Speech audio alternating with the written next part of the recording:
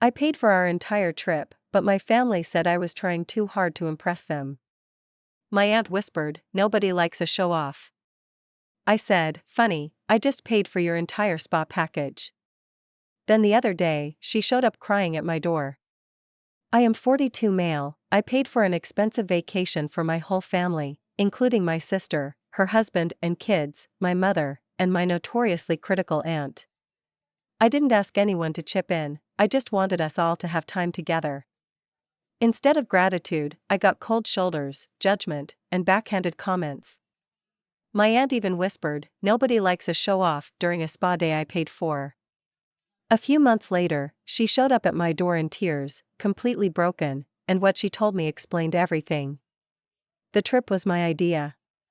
I guess it had been brewing for years, this fantasy that if I just did something big enough, grand enough, my family would stop looking at me like I didn't belong to them anymore.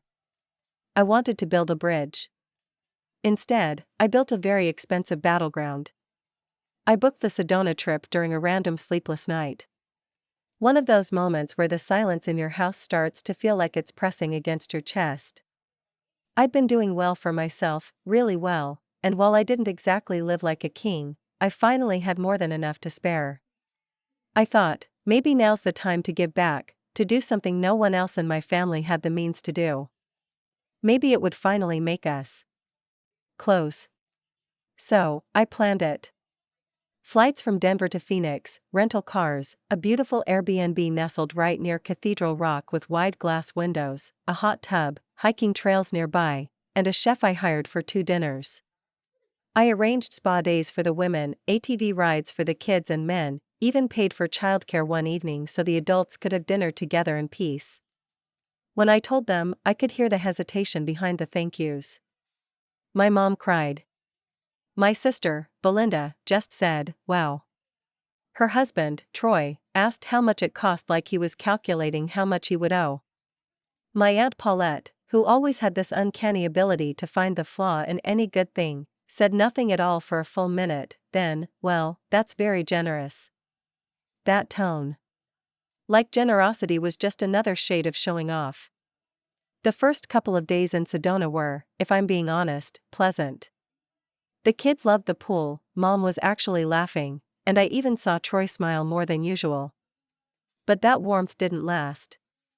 It began with subtle slights. Comments dropped like breadcrumbs.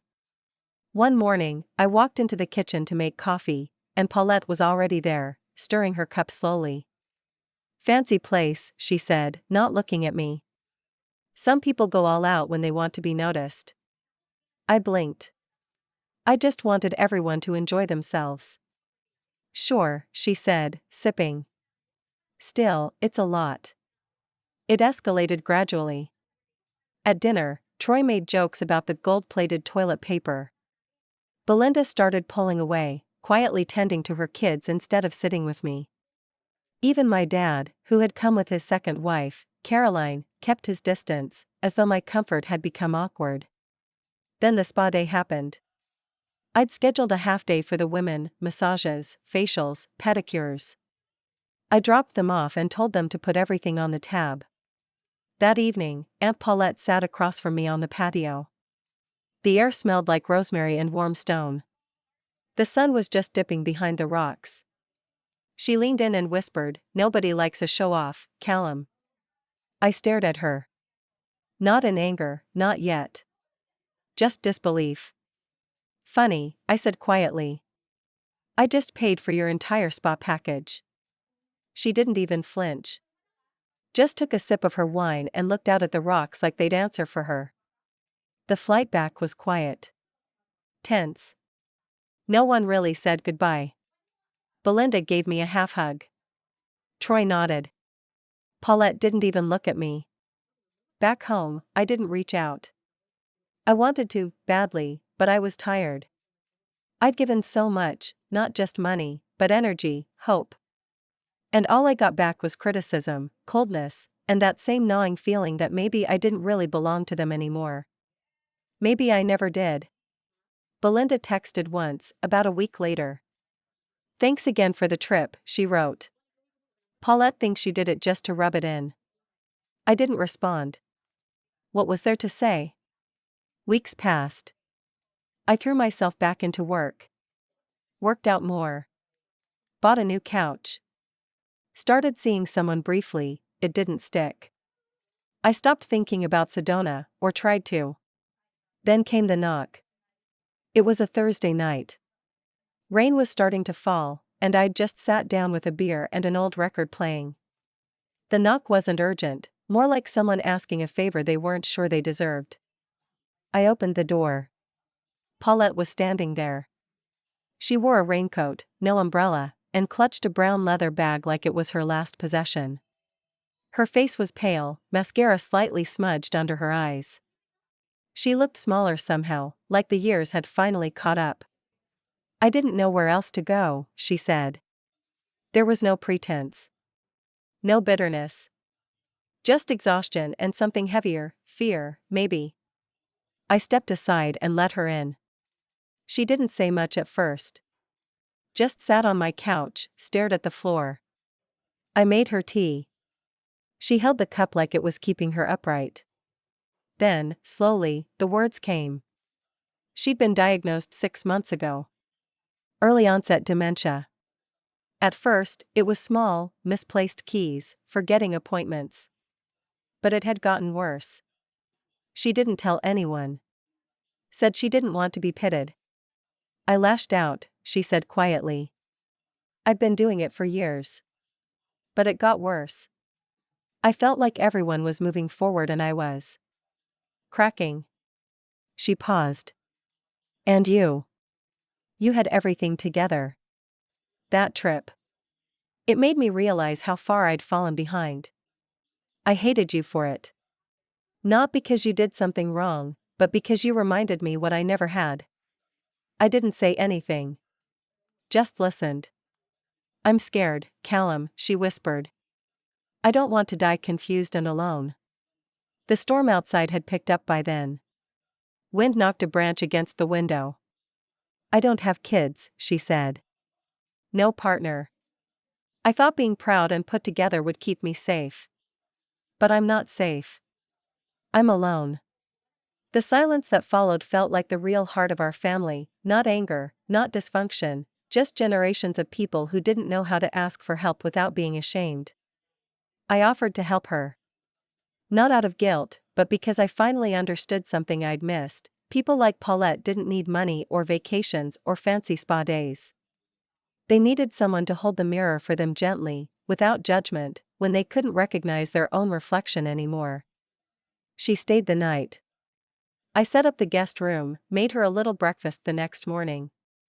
Before she left, she took my hand and said, "I'm sorry. For everything." I nodded. Me too. After that night, things shifted in small but meaningful ways. Paulette called me the next day, something she'd never done before unless there was a funeral or a birthday she felt obligated to acknowledge. Her voice was steadier, but quieter. She told me she was starting to forget names at work. She had already taken a leave of absence, claiming it was stress, but the truth was she couldn't keep up anymore. I didn't ask questions she wasn't ready to answer. I told her I was here, not just for the short term, not just because I had money or free time, but because I wanted to be. That seemed to unsettle her more than anything else. I think she always assumed love came with conditions, some kind of balance sheet. But this was different. This was someone finally showing up without a scorecard. I helped her set up appointments with a neurologist in Denver. We went together. I sat in the waiting room while she filled out long, confusing forms that made her cry in frustration. She asked me to come in with her to speak with the specialist, which I hadn't expected. I listened while the doctor talked about plaques, progression, lifestyle changes. Paulette didn't say much. Her lips tightened as if she could hold the diagnosis back by sheer will. When the doctor stepped out, she whispered, "I think I'm going to lose myself." I told her maybe, but not today. Today she was still here, and she wasn't alone. She moved into a condo in Littleton a few weeks later. A quiet place, small but clean, with support staff available nearby. I handled the paperwork. Paid the deposit.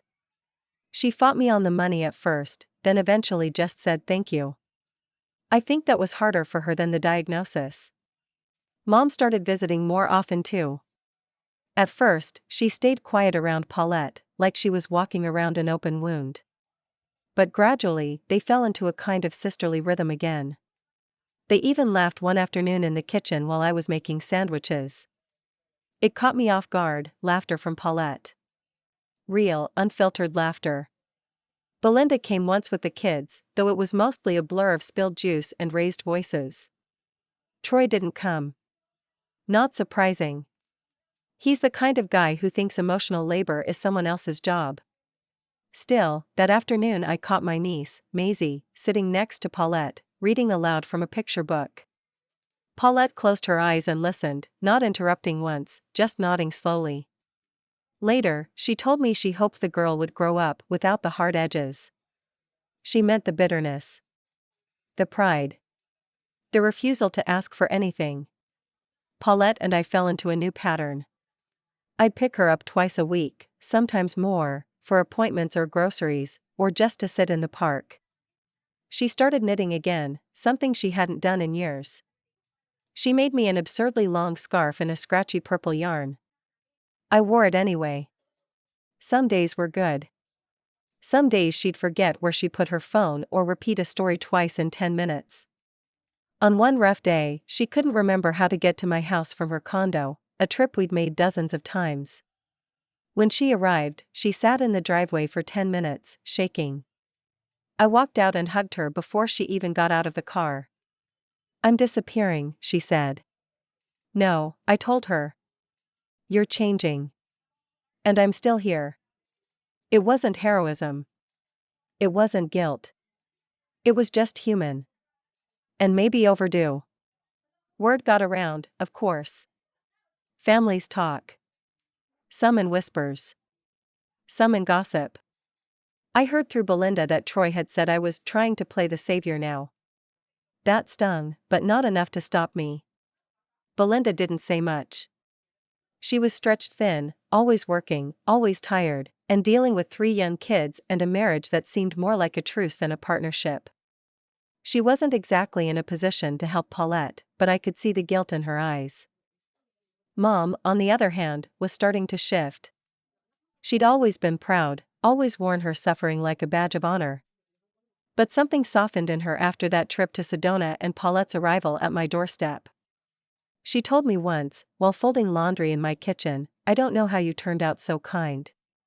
We didn't raise you that way." I smiled. Maybe I had to figure it out on my own. She nodded. "You did. And we didn't make it easy." And she was right. Our family had spent years building walls out of pride, criticism, and silence. I'd spent my adulthood trying to be successful enough to finally earn their approval, but that trip made me realize it would never come from money. Not really. Approval wasn't what I needed anyway. I just wanted a connection.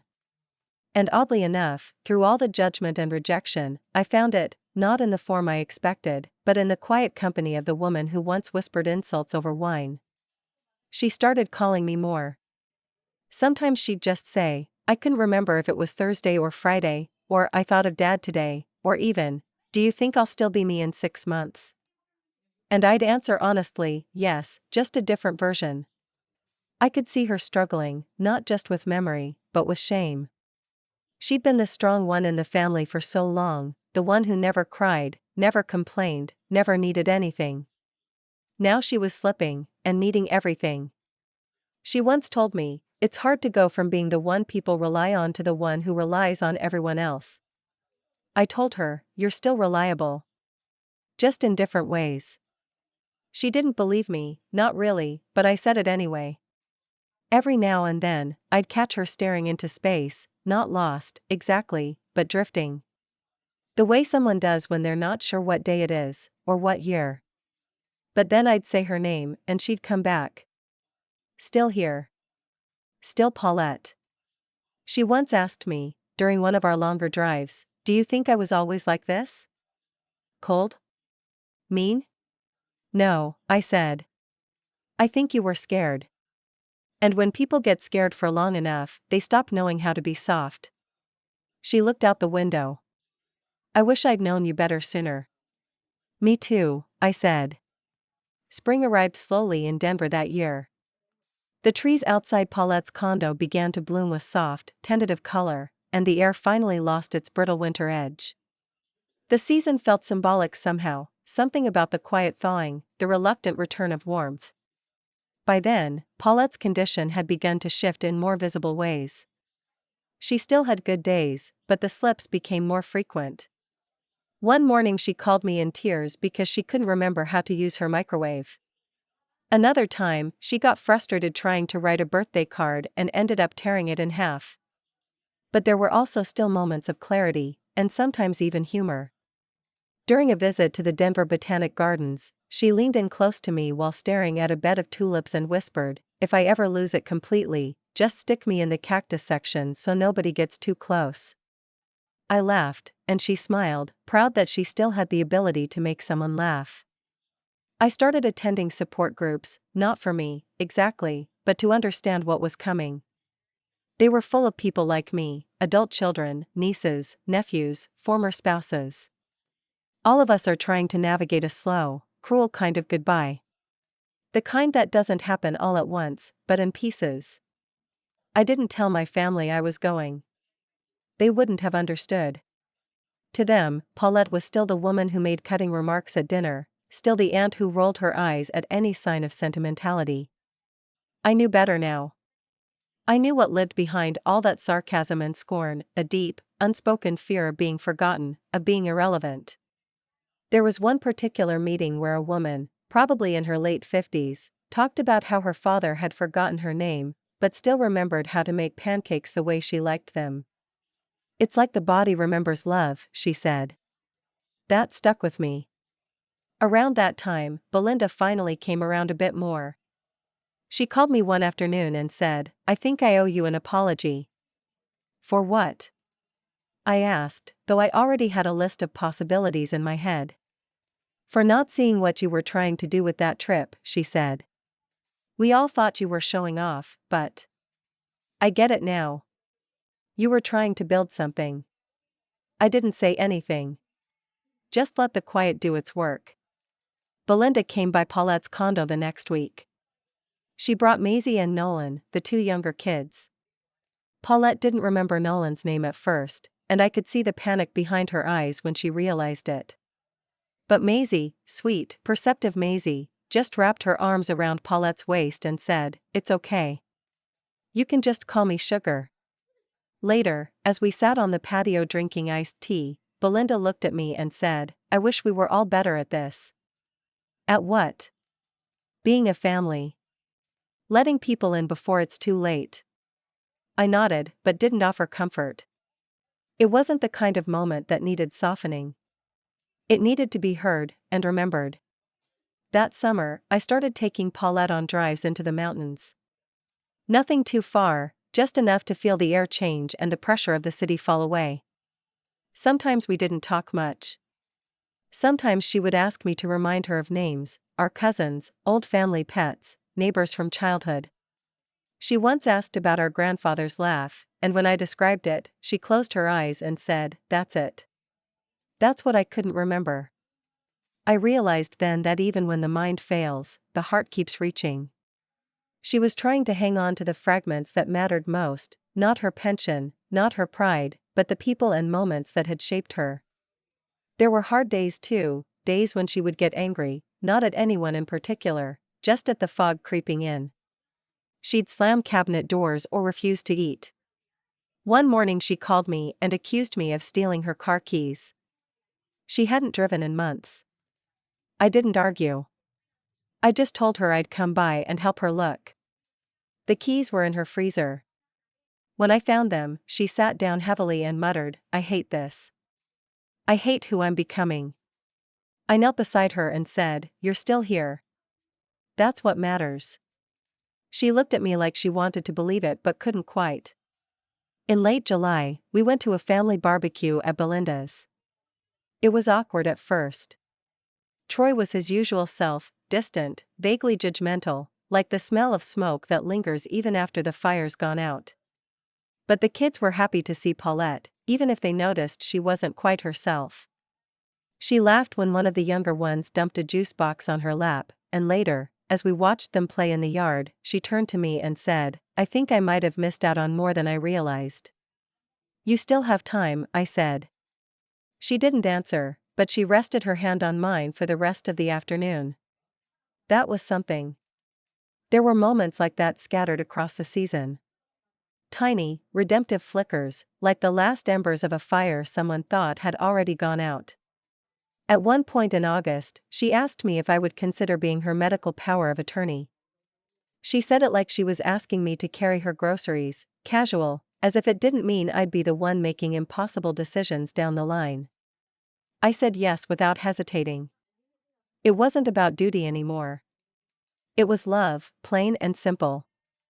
Love not as romance or obligation, but as showing up.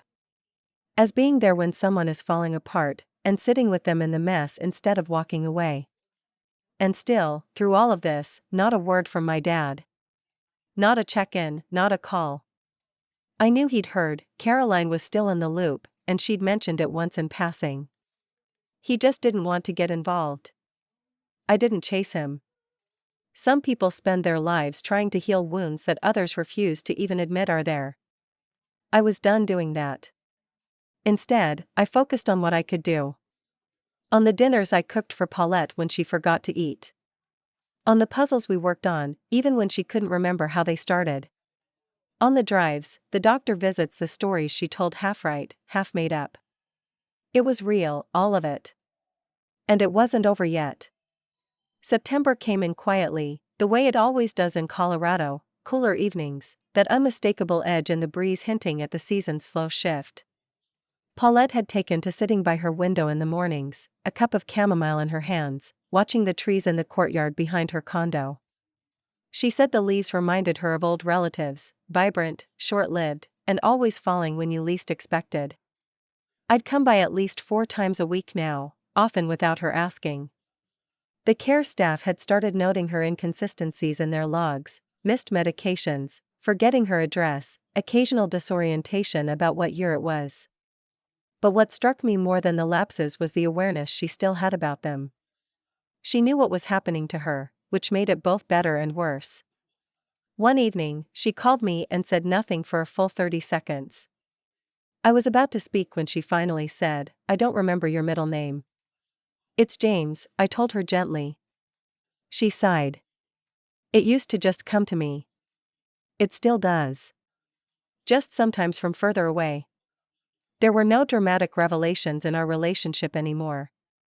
Just a quiet, daily practice of being there. I stopped expecting moments of reconciliation or clarity. I started noticing the tiny wins, the way she could still recall my mom's favorite pie, or the exact shade of lipstick she wore to prom in 1967. The brain is strange like that, it holds on to weird little details like anchors when everything else starts to drift. We had one particularly hard day that month. She got confused while out shopping with me and accused me, loudly, of trying to take her money. The store clerk gave us that sympathetic but exhausted look, and I calmly took her by the hand and led her back to the car. She cried the whole ride home. Not because she was embarrassed, but because she'd scared herself. "I couldn't remember who you were," she said between sobs. "Your face looked familiar, but I didn't know why." That night, I sat by her side in the living room, both of us drinking decaf coffee while an old western played on low volume in the background. She leaned against my shoulder for a long time. I don't think we spoke for over an hour. Just sat there breathing together. Eventually she whispered, "I remember now." "You don't have to," I said. "I'll remember for you." Some days were better. We visited the farmer's market in Cherry Creek, and she lit up at the sight of fresh peaches. Bought way too many. Said she'd make a cobbler. Forgot the recipe halfway through and called me in a panic. I came over, and we made it together, fumbling through the ingredients like kids playing pretend. She beamed when it came out of the oven. The crust was a little burnt. She called it extra flavor. My mom came by more often, too, though she always carried herself like someone walking through a dream. She'd never been close with Paulette, not really, their childhood had been tense, competitive. But something about seeing her older sister like this softened her. They'd play cards some afternoons, and I'd catch them smiling at the same jokes they once rolled their eyes at. "I think she's trying to say goodbye in pieces," my mom said to me once in the hallway, watching Paulette doze in her recliner. She always had to be in control, even of the endings. The truth is, I didn't know what we were building in those moments. A farewell? A repair? Some messy mix of both? All I knew was that it mattered. That even if it ended painfully, as I knew it inevitably would, it had been worth it. She had been worth it. Late in October, we had what I can only describe as one of the most unexpectedly tender moments of my adult life.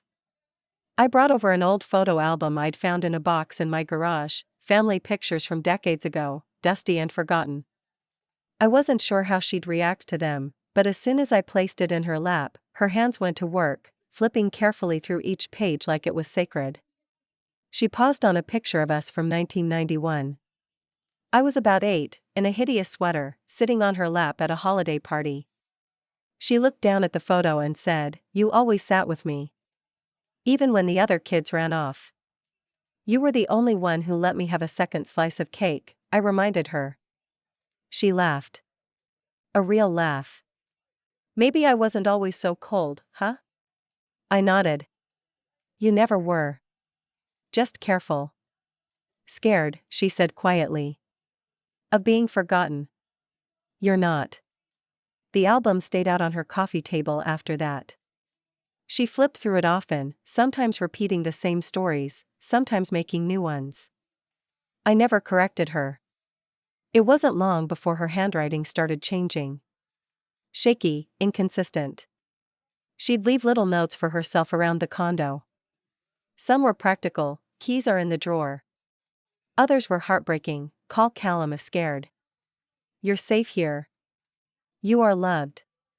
One of them simply read, "Breathe." I kept that one. That November, she got lost on her way back from the mailboxes in the building.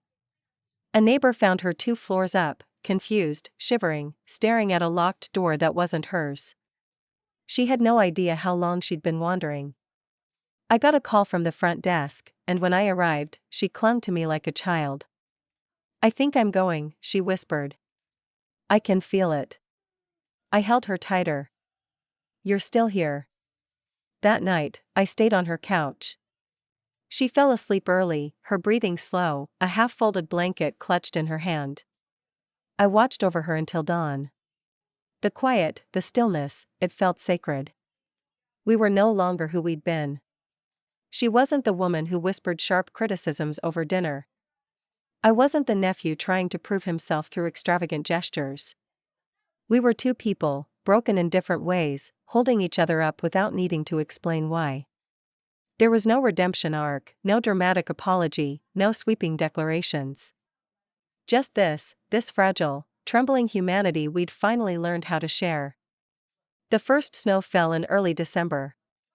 Not a heavy storm, just a quiet, soft dusting that coated the city in white and made everything feel gentler than it actually was.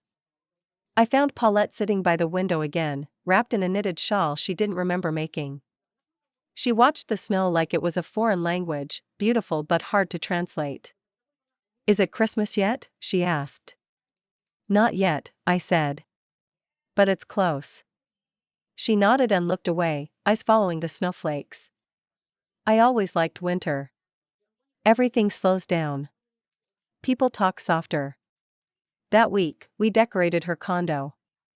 I brought over a small artificial tree, the kind that doesn't make a mess.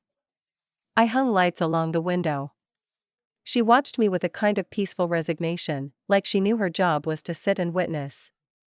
I found one of her old ceramic angel ornaments in a box, cracked down one side, and placed it on the top branch. We made hot chocolate.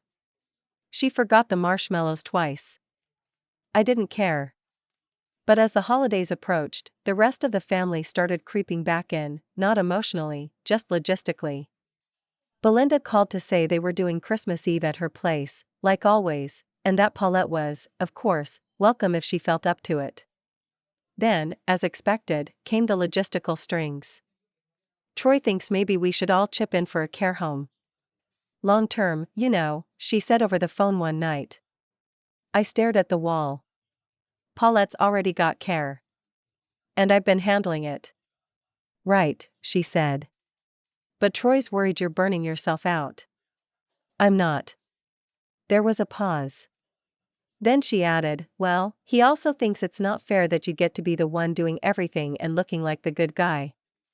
That one sat with me.